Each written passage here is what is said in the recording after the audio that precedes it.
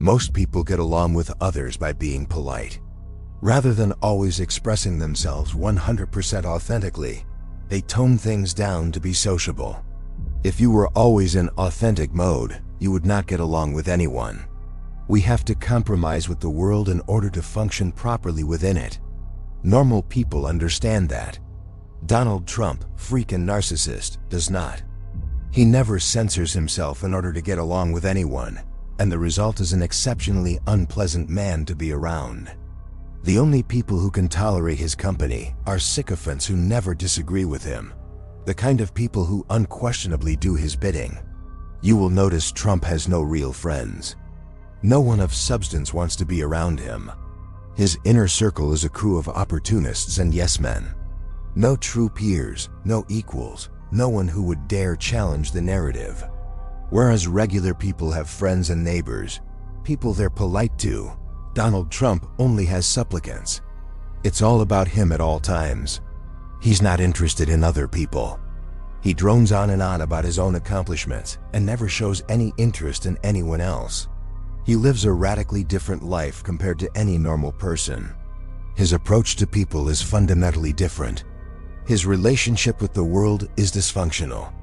He very often says things that land him into deep water, yet he never seems to learn from these experiences. He's totally incapable of being social.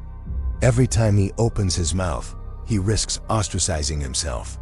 How did such a freak convince the nation that he's just like them and cares about them? It's one of history's great mysteries of mass delusion. The man who never learned the basic social grace of compromise pretends to be a unifier. The man who has no friends pretends to be a man of the people.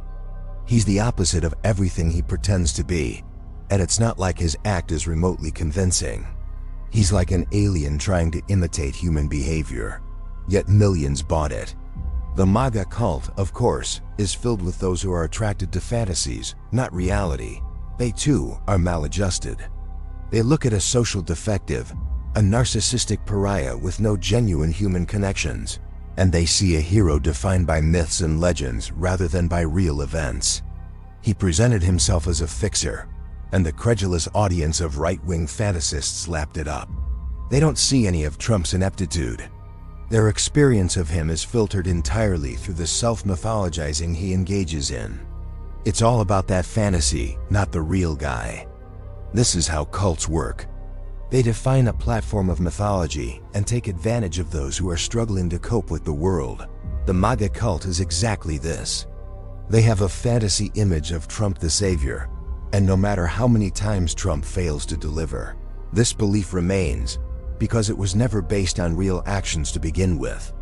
It is based entirely on an emotionally appealing fantasy version of Trump as a Christ-like savior restoring America to its deserved glory. But the reality is significantly less inspiring than that. We're simply dealing with another narcissist who imagines he deserves the world when in fact, the only way he can achieve anything is by tricking and manipulating people. A talentless moron posing as a genius. For Trump, this mythical self, despite not being real, is foundational to his emotional regulation.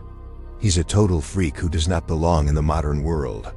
Why does Trump keep suppressing evidence that he was a friend of Jeffrey Epstein? Because it doesn't fit in with his self-image as a heroic Christ figure, obviously. Anything and everything that threatens this self-image must be eliminated. It doesn't matter how much factual proof exists. It doesn't matter what actually happened. To a narcissist like Trump, reality is a malleable material to be shaped and twisted into forms that make him feel good about himself. He sees no contradiction in saying things that are contrary to the truth. There's no moral or ethical conflict for him. He has no problem lying to achieve his desired image. For him, the lie is the truth, at least until it's no longer useful. The people in the MAGA cult will never see him as a failure because their perception of him is also a fiction. This fiction must be maintained. Reality can't be allowed to get in the way. They live in a state of delusion, a shared hallucination that they treat as more real than the actual world. And this is the truly sick thing about it. These are not just people who are wrong about a political issue. They are people who have willingly abandoned reality for a comforting lie. Can you imagine anything more perverse than a desire for lies? These people are mentally ill. Real people must require reality, no matter how tough or harsh it is. The truth must be our goal. If not, we are left with a world of competing fantasies, which is more or less where we are today. All too often, people are taken in by ludicrous conmen and made to believe in total nonsense. If they were committed to reality, they would be critical and skeptical. Instead, they're not committed to anything except feeling good. They default to the most basic survival circuitry rather than engaging higher-level reasoning. We have to deal with situations like MAGA and people like Donald Trump, otherwise we're not going anywhere. People must be made to live in reality. They must be forced to be free. Cults are unacceptable in any healthy society. This kind of subjugation to fantasy is a mental illness that must be immediately addressed in any healthy society. Let's not pretend that we can ignore problems like this and still be okay. We quite clearly can't. The mad people are coming after the very foundations of sane society. The fantasists are attempting to impose their fantasy on us. Give them an inch and they'll take everything.